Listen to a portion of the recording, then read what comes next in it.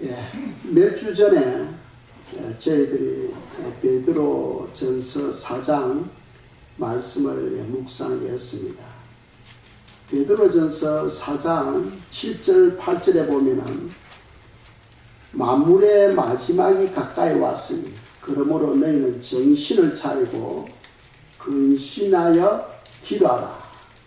무엇보다도 뜨겁게 서로 사랑할지니 사랑은 헛한 죄를 덮느니라 하고 사도 베드로가 말씀하였습니다. 이 사도 베드로가 이 마지막 때, 이 말세 때 성도들이 무엇을 준비해야 되는가 하는 것을 가르쳤죠. 첫째로는 하나님을 사랑하는 것, 즉 사랑하고 또 기도하라 하는 것을 우리에게 교훈하였습니다. 그래서 2주 전에는 저희들이 기도에 대해서 묵상했고 오늘은 사랑에 관해서 묵상하려고 합니다. 신앙의 본질은 하나님을 알고 하나님을 사랑하는 겁니다. 모든 신앙은 하나님과의 관계에 의해서 결정되어진다는 거죠. 그러니까 불신자들이 아무리 착하게 살아도 하나님하고는 상관이 없지요. 그들의 결말은 결국은 지옥으로 떨어지게 되는 겁니다. 그래서 성경은 먼저 우리에게 주시는 교훈이 너는 마음을 다하고 목숨을 다하고 뜻을 다하여 주 너의 하나님을 사랑하라 하셨어요. 그것이 첫째 되는 계명입니다. 왜 그러냐 하면은 하나님과 우리의 이 관계에 의해서 하나님의 사랑이 우리 속에 흘러 들어오게 되는 거죠. 그 사랑으로 우리가 이웃을 섬길 수가 있는 겁니다. 하나님의 사랑이 없이 내가 아무리 이웃의 선을 베풀고 구제한다 할지라도 아무런 열매가 되지 못한다 하는 것을 고린도전서 13장 1절에서 3절까지 말씀하고 있죠. 내 몸을 불사르게 다른 사람들에게 내준다 할지라도 사랑이 없으면 아무 유익이 없다 하고 성경 가르치고 있어요. 그러려면은 거기서 사랑은 바로 하나님의 사랑을 말합니다. 하나님과 나와의 그런 친밀한 관계를 통하여 하나님의 그 사랑이 내 마음에 흘러 들어오게 되고 그 사랑으로 이웃을 돌아보며 사랑을 실천해야 된다 하는 것을 성경 우리에게 교훈하고 있습니다. 자, 우리가 하나님을 사랑할 때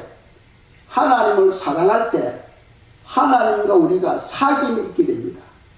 사귐이 있게 되고 하나님은 자기 자신을 우리에게 계시하게 되는 거죠. 그래서 우리가 하나님을 아는 만큼 하나님을 사랑할 수가 있습니다. 하나님을 모르면 하나님을 사랑할 수가 없어요. 하나님을 아는 만큼 하나님을 사랑할 수가 있고 그 사랑으로 우리가 이웃을 사랑할 수가 있는 거죠. 그래야 그것이 많은 열매가 되게 되고 우리가 복의 사람이 될 수가 있는 겁니다. 그리고 하나님과 우리가 또 하나가 되는 거죠. 하나가 된다. 하나님의 생명, 하나님의 씨가 우리 속에 들어옴으로 인해서 우리가 예수님의 마음을 품게 되는 거예요. 그럼으로써 예수님과 우리가 하나가 되게 되고 사랑의 사람이 되는 겁니다. 그래서 신앙의 가장 첫째가 하나님을 사랑하는 거라는 거죠. 모든 신앙의 성장은 내가 얼마만큼 하나님을 사랑하느냐에 따라서 결정되어지는 거예요. 내가 아무리 구제하고 열심히 봉사하고 헌신한다 할지라도 하나님과 나와의 관계가 끊어져 버리면은 그 모든 것은 열매가 되지를 아니하는 겁니다. 그리고 불신자들이 아무리 수고하고 애써도 천국에 못 가는 거예요. 그래서 첫 번째 사랑은 하나님을 사랑하는 거다 하는 것이고, 또 오늘 본문 말씀 39절에서는 그 사랑으로 우리가 이웃을 사랑해야 된다는 거죠. 이웃을 사랑하는데 어떻게 사랑해야 됩니까? 너 자신, 즉 내 이웃을 너 자신과 같이 사랑하라는 거예요. 이웃을 마치 내가 나를 사랑하듯이 그렇게 사랑하라 하고 성경 우리에게 말씀하고 있습니다. 그럼 우리가 어떻게 이웃을 내처럼 내가 나를 사랑하듯이 사랑할 수 있느냐? 그 마태복음 5장 39절에서 42절에서 말씀하고 있습니다. 같이 한번 읽겠습니다. 39절부터 시작.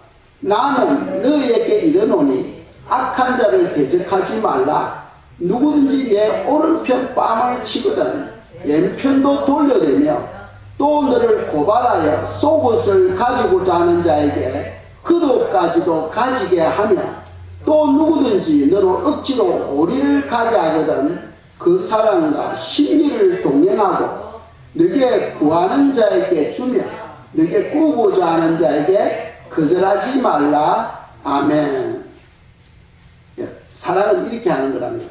사랑은 이렇게 하는 거다. 우리가 여기에서 배워야 될 것은 사랑은 결국 무엇이냐? 하나님을 경외하는 것이고 또 그분의 말씀을 실천하는 겁니다. 그분의 말씀을 실천하는 거예요. 그래서 우리가 전도서 12장 13절에 보시면은 하나님을 경외함에 대해서 말씀하죠. 이래 결국을 다 들었으니 하나님을 경외하고 그의 명령들을 지킬지어다. 이것이 모든 사람의 본분이니라. 아멘. 창세기 1장에 보시면은 하나님이 6일날 우리를 창조하셨어요. 사람을 창조하셨는데 그날 사람만 창조한 게 아니죠. 또 무엇을 창조했습니까? 동물들을 창조했죠. 동물들, 짐승들을 창조하셨습니다. 그리고 같은 날 사람을 창조하시는데 사람과 짐승의 차이는 뭐예요? 사람은 육체가 있고 또 마음, 혼이 있습니다. 그리고 또 영이 있어요. 그런데 짐승은 육체, 몸이 있고 마음, 즉 혼이 있는데 영은 없어요. 이 영이 있으면 사람이고 영이 없으면 짐승이라는 거죠. 그래서 요한계시록에 적 그리스도를 짐승으로 표현하고 있죠. 적 그리스도를 짐승으로 표현하고 있습니다. 그 말은 무슨 말입니까? 적 그리스도가 똑같이 사람이고 사람의 말을 하고 사람의 일을 하지만은 그 마음 중심에는 뭐가 없다는 거예요? 영이 없다는 거예요. 영이 없다. 하나님의 영이 없기 때문에 적 그리스도는 짐승이라는 거예요. 짐승. 오늘날에도 마찬가지입니다. 사람은 육체와 혼과 영으로 되어 있는데 이 영이 예수님의 생명이 그 영 속에 없으면 그 사람은 짐승과 같다는 거예요. 거기는 구원이 없는 겁니다. 그런데 우리가 죽었던 우리 속에 영이 죽어 있는데 그게 하나님의 생명이 우리 속에, 우리 영 속에 들어옴으로써 죽었던 영이 산 영이 되는 겁니다. 그것을 본어게인, 즉 거듭났다 하고 이야기하는 거죠. 거듭나지 못하면은 천국에 들어갈 수가 없습니다. 물과 영으로 거듭나야 하나님의 나라에 들어갈 수 있다 하고 성경은 말씀하고 있는 거예요. 그래서 하나님의 생명이 내 속에 들어와야 내 안에 죽었던 영이 살아나게 되고 우리가 사람 구실을 하게 된다는 거죠. 사람 구실을 하게 된다. 그러기 위해서는 성도는 사람을 항상 하나님을 사랑하고 하나님과의 그런 친밀한 사귐이 있어야 된다 하는 것을 성경 우리에게 교훈하고 있습니다. 자, 하나님을 경외하는 자에게는 어떻게 해주시는가? 하나님을 경외하는 것, 즉 하나님을 사랑하는 것은 우리가 사랑의 사람 되라 하잖아요. 사랑하는 것은 첫째는 하나님을 경외하고 그분의 말씀을 지키는 거예요. 그렇다면 우리가 하나님을 경외할 때 첫째로 하나님은 우리를 인도해 주십니다. 인도해 주셔요. 그래서 시편 25편 14절에 보시면은 여호와의 친밀하심이 그를 경외하는 자에게 있으며 그의 언약을 그들에게 보이시리로다 하고 말씀합니다. 하나님은 자기의 뜻을 그분의 언약을 우리에게 보여주시고 우리로 하여금 그것을 놓고 기도할 때에 우리 삶이 하나님의 뜻대로 이루어지게 된다는 겁니다. 그러니까 하나님을 경외하는 자에게 하나님은 우리의 삶을 간섭하시고 우리의 삶을 인도해 주신다는 겁니다. 성경에 보시면은 창세기 12장에 아브라함이 나오죠. 아브라함에게 하나님이 찾아오셔서 복을 주십니다. 즉 언약을 주신 거예요. 그 이유는 아브라함이 하나님을 만나기 그 전부터 하나님을 사랑하는 삶, 즉 하나님을 경외하는 삶을 살았다는 거죠. 아브라함이 하나님을 늘 의지하고 하나님을 신뢰하며 하나님을 경외하는 그런 삶을 살았기 때문에 하나님은 아브라함에게 오셔가지고 복을 주셨다 하고 창세기 26장에서 설명을 하고 있어요. 그러니까 우리도 마찬가지입니다. 그러면 우리가 하나님으로부터 복을 받고 우리의 삶이 하나님의 형상으로 변화되려고 한다면 먼저 우리가 하나님을 사랑할 줄 알아야 돼요. 하나님을 사랑할 때 하나님은 자기 자신을 계시하시고 우리와 친밀한 관계를 가지게 해주시고 또 많은 선한 열매를 맺게 해주신다는 겁니다. 첫째로는 하나님을 경외하는 자에게 우리 삶을 인도해 주시고 두 번째로는 우리를 보호해 주십니다. 천사들을 보내주셔서 우리의 삶을 지켜주시는 거죠. 트럼프 대통령이 이번에 한 3번 정도 그런 저격 그런 위험을 받았잖아요. 그럼에도 불구하고 그분이 목숨을 유지할 수 있었던 것은 하나님이 트럼프 대통령에게 천사들을 보내주셔서 지켜주셨다 하고 어떤 목사님이 그런 간증을 하시더라고요. 하나님이 천사를 보내주셔서 지켜주셨다는 거죠. 그래서 우리가 시편 34편 7절입니다. 읽겠습니다. 여호와의 천사가 주를 경외하는 자를 둘러 진치고 그들을 건지시는도다. 아멘. 그러니까 하나님을 사랑하는 것, 하나님을 경외하는 자에게는 하나님이 천사들을 보내주셔가지고 그 삶을 울타리가 되도록 지켜주신다는 겁니다. 그래서 성도는 늘 주님을 생각하고 주님을 의지하고 주님께 신앙 고백하며 사는 것 아주 중요하다 하는 것을 우리가 알아야 되겠습니다. 세 번째로 하나님을 경외하는 자에게는 그들 삶에 부족함이 없도록 하나님께서 필요를 채워주신다 하고 말씀하고 있습니다. 그래서 시편 34편 9절 보겠습니다. 자, 읽겠습니다.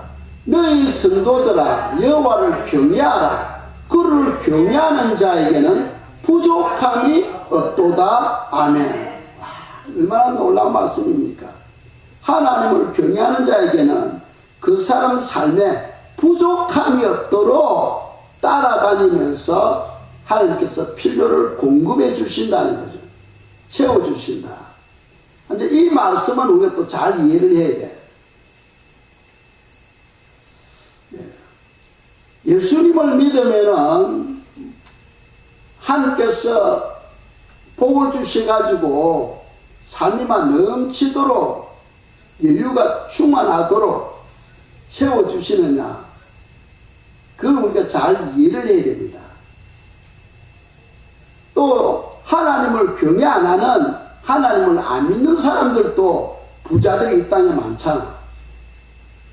그렇다면 이 뜻은 무엇이냐 하면은 경외하는 자에게 부족함이 없다. 이 말씀은 하나님께서 우리 마음에 만족하는 마음을 주신다는 거예요. 만족하는 마음.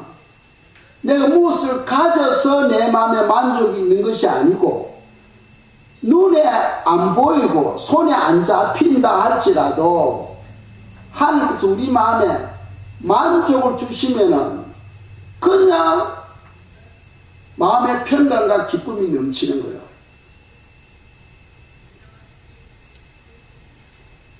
세상 사람들은요, 뭔가 모르게 가져야 마음에 만족이 있다고 생각하잖아.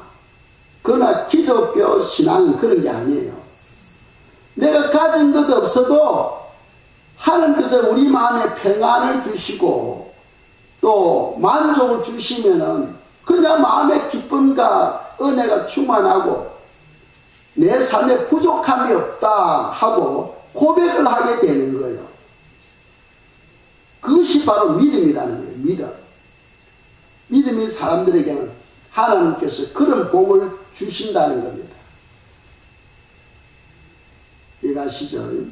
그래서 우리가 이런 고백, 다윗을 보면은 다윗은 하나님 우리를 인도해 주시고 우리를 보호해 주시고 또 우리를 지켜 주신다. 보호해 주시고 지켜 주시고 또 우리의 모든 삶에 필요를 공급해 주신다 하는 것에 대해서 다윗은 뭐라고 고백합니까? 하나님은 나의 목자다. 그래서 시편 23편 1절에 보시면은 여호와는 나의 목자이시니 내게 부족함이 없으리로다 하고 고백하고 있잖아요. 이 목자의 책임이 양무리를 인도하고 보호하고 또 먹을 먹이를 공급해 주신 일을 목자가 하잖아요. 그래서 이런 하나님을 다윗은 나의 목자다 하고 고백하는 거예요. 그래서 성도는 늘 하나님을 고백하며 살아야 됩니다. 아시겠죠? 고백하며 살아야 돼요. 여호와는 나의 피난처요, 나의 힘이요, 나의 방패요, 나의 행복이요, 나의 소망이요 하면서 자꾸 고백을 해요. 고백. 왜 그러냐 하면은 하나님은 우리와 함께하고 계시잖아요. 함께하고 계시는데 옆에서 하나님이 우리의 고백을 들으실 때마다 하나님은 엄청나게 기뻐하신다는 거예요. 그래서 우리는 하나님의 기쁨이 되어야 됩니다. 우리는 하나님의 기쁨이 되어야 돼요. 하나님의 근심거리가 되면 안 되죠. 큰일 납니다. 우리는 하나님의 근심거리가 되면 안 되고 우리는 하나님의 기쁨이 되어야 돼요. 기쁨이 되려면 자꾸 하나님을 높여드리는 겁니다. 하나님을 찬양하는 거예요. 여호와는 나의 피난처다, 나의 방패다 하고 자꾸 고백함으로써 하나님의 기쁨이 되어야 된다는 거죠. 자, 그렇다면 우리가 어떻게 하나님을 경외할 수 있는가? 보다 더 구체적으로 하면 첫째로는 모든 악에서 떠나는 거예요. 왜? 그분은 거룩하신 분이니까. 하나님은 지극히 거룩하신 분이니까 하나님을 우리가 경외한다는 것은 모든 악에서 떠나는 것을 말합니다. 그래서 하나님은 거룩하신 분이고 우리가 그분을 믿고 그분을 신뢰할 때 우리도 하나님의 거룩한 백성이 되어버리는 거예요. 왜 그러냐면 하나님의 생명이 우리 속에 흘러 들어옴으로써 하나님의 씨가 우리 속에 있게 되는 겁니다. 그 생명, 그 하나님의 씨가 우리 안에서 어떤 일을 하느냐? 하나님의 마음을 품게 하는 거예요. 하나님의 마음. 그래서 하나님의 생명이 내 속에 있으면은 남을 판단하고 미워하고 거짓말하고 이런 것이 없어져 버리는 거예요. 하나님은 그렇잖아. 하나님은 지극히 거룩하신 분입니다. 그 거룩하신 그분의 씨가 그분의 그 생명이 내 속에 들어오게 되면은 우리가 예수님의 마음을 품게 돼요. 예수님의 마음을 품게 되면은 남을 미워하는 것, 정죄하는 것, 욕하는 것, 거짓말하는 것 이런 것이 그냥 싫어질 거예요. 그냥 싫어지는 거예요. 자기 입으로 그렇게 남을 악한 말을 하는 것 그것이 싫어지게 되고 또 남들이 그렇게 말하는 것을 듣기를 싫어해요. 왜 그러냐? 하나님의 생명, 하나님의 씨가 내 속에 있기 때문에. 자, 구약 백성들은 하나님을 사랑하기 위해서 이 말씀대로 지키려고 몸부림쳤잖아요. 그런데 한 가지, 두 가지는 지킬 수 있지만은 계속해서 지킬 수가 없어요. 그래서 율법으로서는 우리가 어렵게 되지 못한다 하고 사도 바울이 말했잖아요. 율법으로는 우리가 어렵게 되지 못한다. 그런데 우리가 어렵게 되는 방법은 하나님의 생명이 내 속에 들어오게 되면은 저절로 어렵게 되어버리는 거예요. 되어버리는 거예요. 내가 노력한다고 되는 게 아니고 하나님의 생명이 하나님의 씨가 내 속에 들어오게 되면은 우리가 예수님의 마음을 품게 되고 남을 욕하고 비난하고 거짓말하고 사기치고 그냥 이런 것이 그냥 싫어지게 되는 거예요. 그냥 내가 하려고 해도 할 수가 없는 거예요. 그냥 왜? 하나님의 생명이 내 속에 있기 때문에. 그것이 바로 복음이라는 거예요. 구약 백성들은 내가 어렵게 되려고 말씀을 지키려고 했지만 지킬 수 없다는 거예요. 그런데 신약에서는 우리가 예수님을 알고 하나님과의 그런 관계를 통해서 그분의 생명이 내 속에 들어오게 되면은 우리가 예수님의 마음을 갖게 되고 거룩한 백성이 되고 그냥 예전에 악했던 그런 마음들이 그냥 싫어지게 되는 거예요. 싫어지게 되는 거예요. 그럼 내가 예수님 믿음에도 불구하고 여전히 내가 남을 비난하고 욕하고 뭐 이런 마음이 있다는 것은 무슨 말이냐면 내 속에 하나님의 생명이 충만하게 이루지 못하고 있다는 거예요. 하나님의 사랑, 하나님의 생명이 내 속에 충만히 이루어지지 못하고 있다 하는 그런 뜻입니다. 그러려면 우리가 회개하면서 기도해야 되겠죠. 회개하면서 기도해야 됩니다.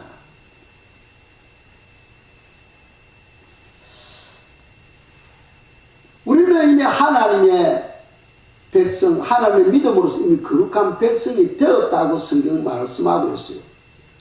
그럼에도 불구하고 우리가 말씀대로 살려고 힘써야 되는 이유는 말씀대로 안 살아도 우리는 이미 거룩한 백성이 되어버렸습니다. 아시겠죠?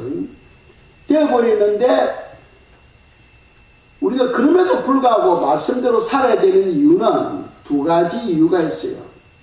첫째로는 말씀대로 살아야 선한 열매를 맺을 수 있는 거죠. 선한 열매를 맺을 수 있고 그 선한 열매가 장차 내 거룩한 예복을 준비할 수가 있는 겁니다. 거룩한 예복. 아시겠죠? 그리고 두 번째로는 내가 거룩한 삶을 살아야 전도의 문이 열리는 거예요. 내가 내 마음대로 살아보세요. 세상 사람들이 저 인간 때문에 나는 하나님을 안 믿겠다 하잖아요. 전도의 문을 열기 위해서 내 말의 행동, 말 이런 것이 엄청나게 중요하다는 거예요. 복음의 문을 열기 위해서는 이미 거룩한 백성이 되었지만은 그런 삶도 필요하다 하는 것을 성경 우리에게 교훈하고 있습니다. 또 하나님을 경외하는 것은 두 번째로 하나님 앞에서 행하는 겁니다. 성경 약속하죠. 세상 끝날 때까지 내가 너와 함께 하겠다고 약속하고 있잖아요. 여러분들이 살아가는데 여러분 혼자 살아가는 게 아니에요. 항상 여러분 옆에는 하나님이 계십니다. 여러분 마음에는 하나님이 계십니다. 믿습니까? 아멘. 그 말씀을 그대로 그냥 믿는 거예요. 그러면 하나님이 나와 함께하고 계신다는 것은 무슨 말이냐 하면 하나님은 내 생각을 다 알고 있어. 아멘.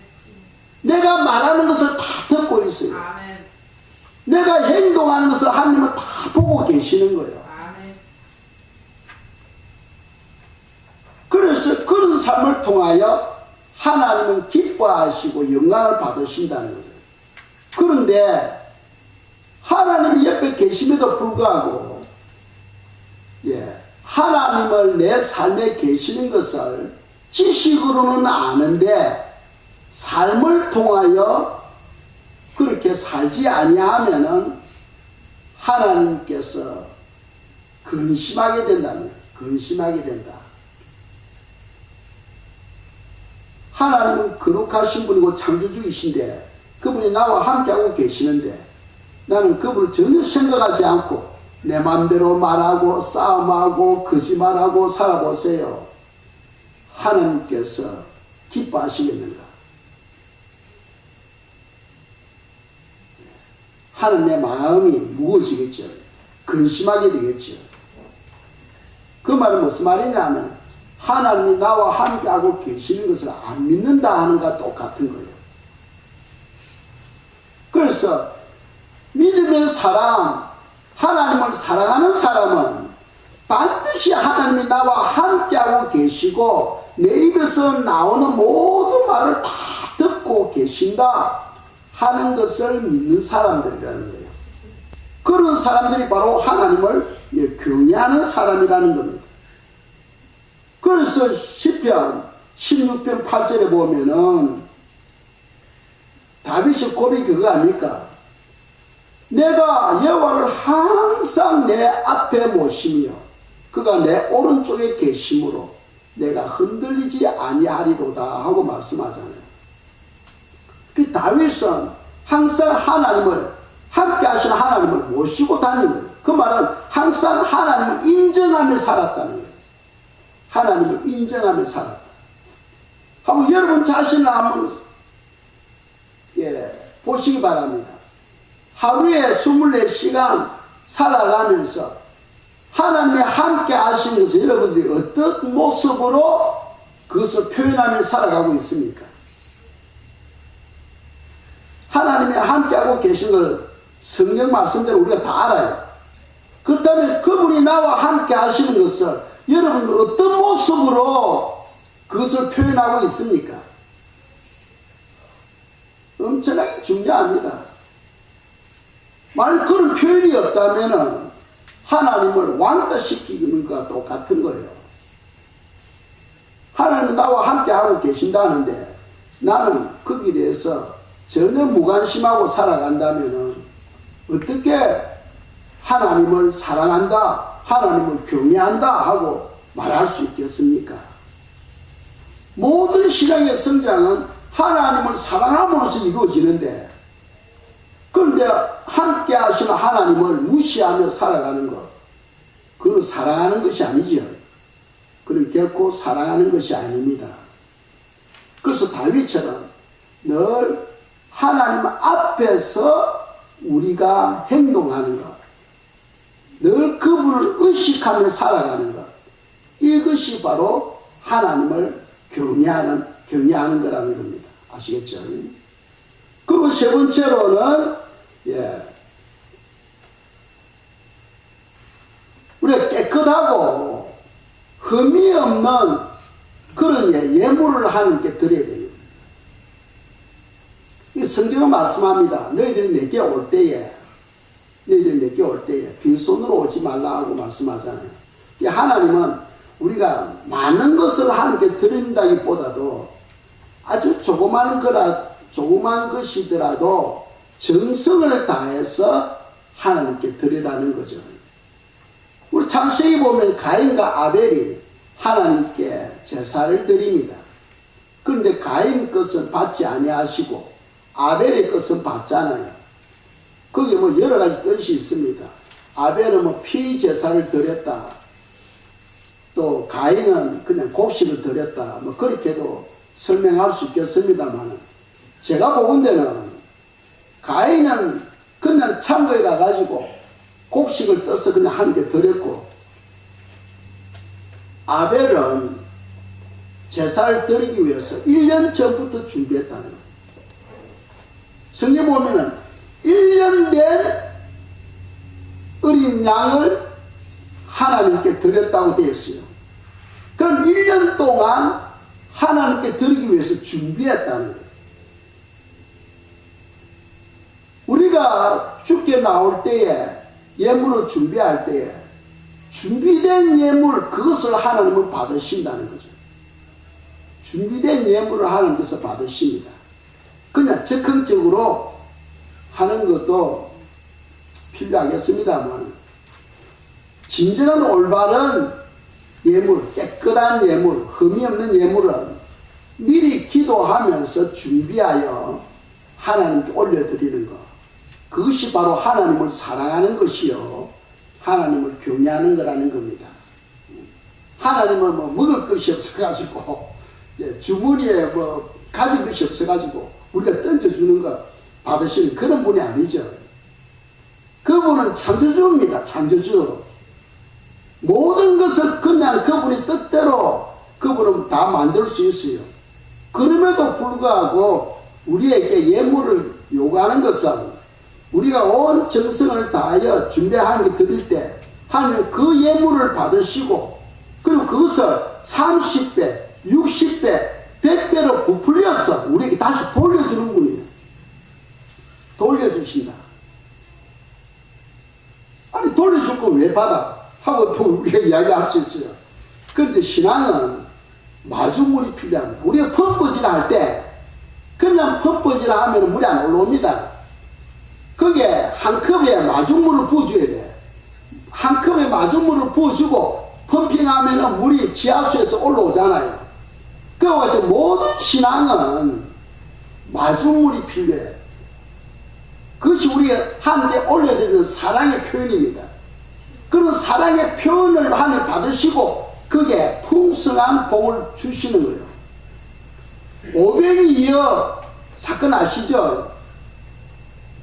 보리떡 5개와 생선 2마리. 하나님은요, 그게 남자만 5,000명이니까 여자들, 아이들까지 다 계산한다면 한 25,000명 정도 되었을 거예요. 그 사람들이 먹을 것을 주님께서 그냥 창조해가지고 빵과 고기를 준 것이 아니고, 어린아이 도시락 속에는 조그만한 빵, 도넛처럼 조그만 동그라미 떡입니다. 아이들이 먹는 거니까 도시락 속에 얼마나 들어갔겠어요. 5개 빵, 2마리 생선 다 손가락 이만한 할 겁니다. 그걸 예수께 가지고 왔을 때에 주님께서 그걸 떼가지고 그 많은 사람들을 배불리 먹이셨다는 거예요.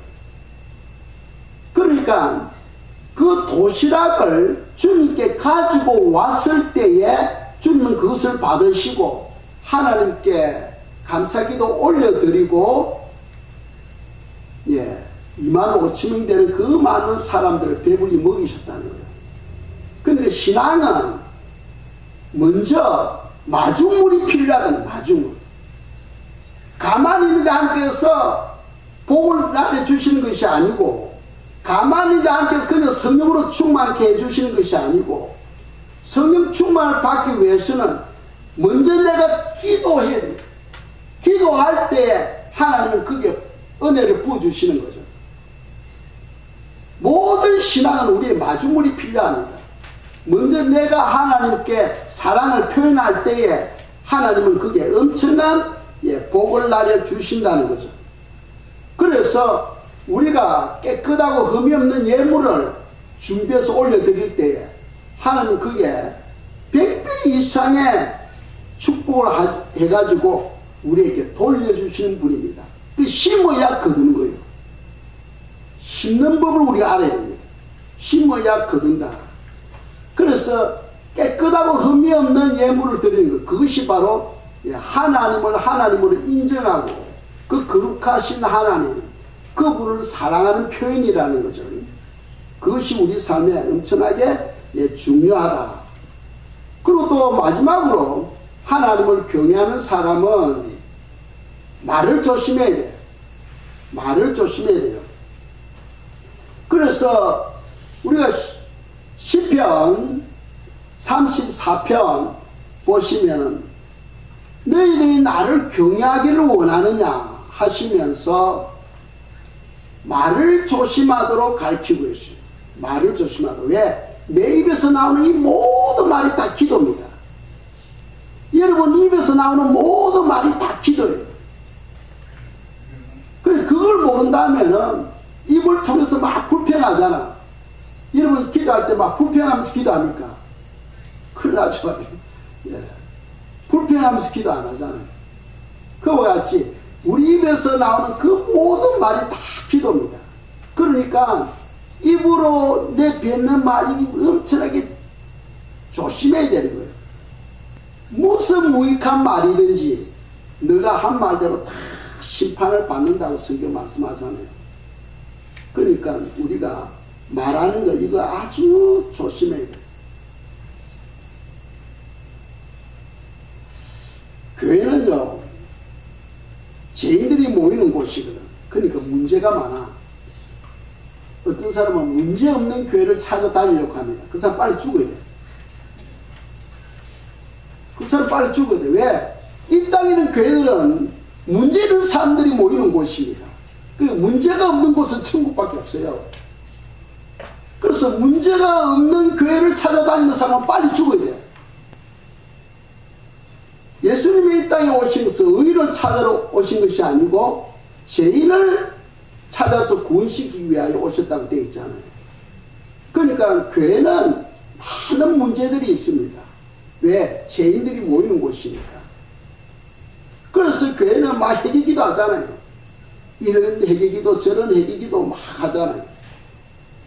그런데 이 문제들을 종식시키는 방법이 무엇이냐? 침묵입니다. 침묵. 입에서 나오는 이 말은 성경은 불이라고 이야기하고 있어요. 그 불이 사람을 지옥으로 끄집어 간다는 겁니다. 지옥으로. 그래서 우리가 교회 와서 이런 소리 듣고 저런 소리 듣고 하잖아요. 그 들은 소리를 다른 사람들에게 나팔 불면 안 돼. 빨리 내 안에서 해결해야 됩니다.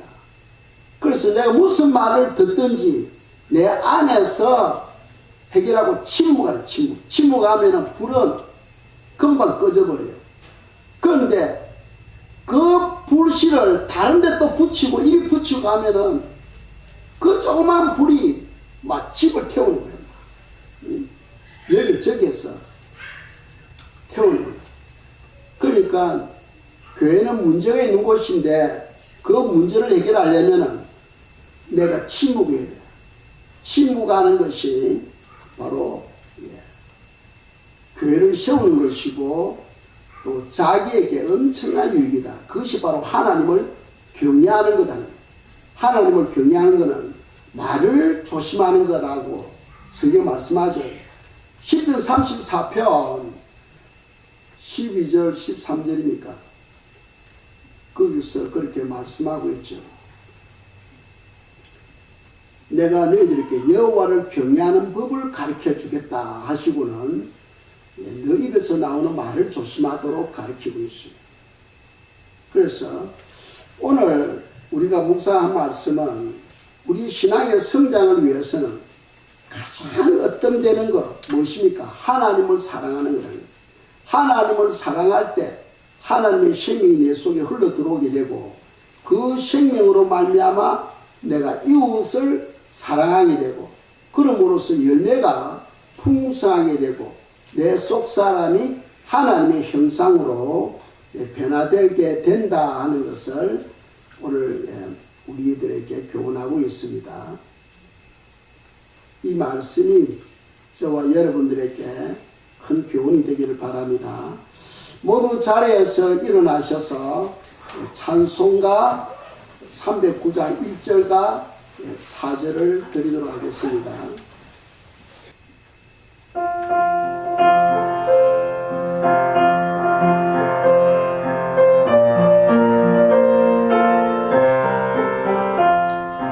마른 내 영혼 주가 이미 허락한 그 귀한 영생수 주여 갈망합니다.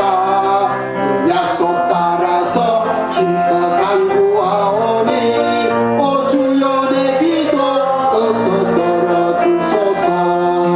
예수의 사랑 예수의 사랑 바다 물결같이 내게 임하니 영광의 물결에 온전히 쌓여서 내 영혼의 기쁨 한량 없도다.